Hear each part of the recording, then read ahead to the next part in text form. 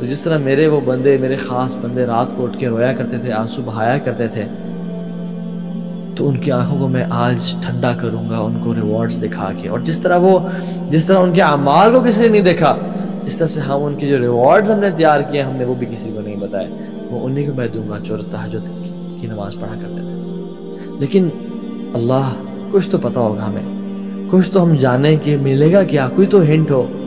جی ہمیں ہنٹس ملتی ہیں، ہمیں احادیث ملتی ہیں. اللہ کے نبی صلی اللہ علیہ وسلم نے فرمایا کہ ان فی الجنت غرفا، بے شک جنت میں ایک غرف یعنی ایک خیمہ ہے. ہم جب خیمہ کا نام سنتے ہیں ہمیں کیا ذہن میں آتا ہے؟ یرا ظاہرها من باطنها وباطنها من ظاہرها. فقال ابو مالک العشری یا رسول اللہ لمن ہی یا رسول اللہ، وہ کن کے لیے ہوگا؟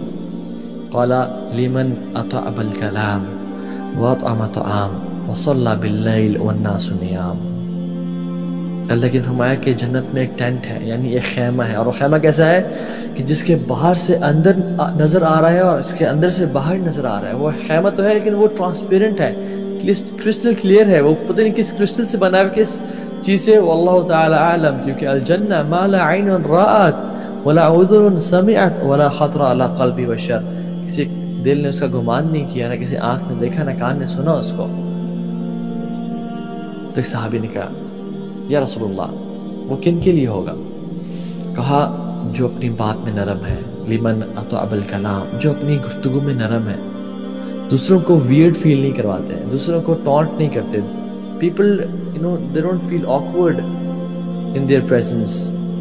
اپنی باتوں سے ان کو ٹونٹ نہیں کرتے یا پنچ نہیں کرتے یا ان کو سائڈ سے نا ہنٹ نہیں کرتے کہ تم تو ایسے بندے ہو. وَأَطْعِمُ الطَّعَامَ وَأَطْعَمَ الطَّعَامَ، اور لوگوں کو کھانے کھلاتے ہیں. اور انڈر لائن اسٹیٹمنٹ وَصَلَّى بِاللَّيْلِ وَالنَّاسُ نِيَامٌ، اور وہ راتوں کو اٹھ کے نماز پڑھتے ہیں جب لوگ انسان سو رہے ہوتے ہیں. وہ راتوں کو اٹھ کے اپنے رب کو راضی کرتے ہیں. آپ اور میں نہیں چاہتے کہ ہمارا جنت میں جیسی مرے سلامتی کے ساتھ داخلہ ہو جائے. اللہ کی میں نے کہا کہ تم یہ 4 کام کر لو: افشوا السلام وَأَطْعِمُوا الطَّعَامَ وَاصِلُوا الْأَرْحَامَ وَصَلُّوا بِاللَّيْلِ وَالنَّاسُ نِيَامٌ تَدْخُلُوا الْجَنَّةَ بِالسَّلَامِ. تم سلام کو عام کرو اور لوگوں کو کھانے کھلاؤ اور صلہ رحمی کرو رشتہ داروں سے، اور رات کو نہ اٹھ کے نماز پڑھو جب لوگ سو رہے ہوں. تم جنت میں سلامتی کے ساتھ داخل ہو جاؤ گے. اللہ اکبر.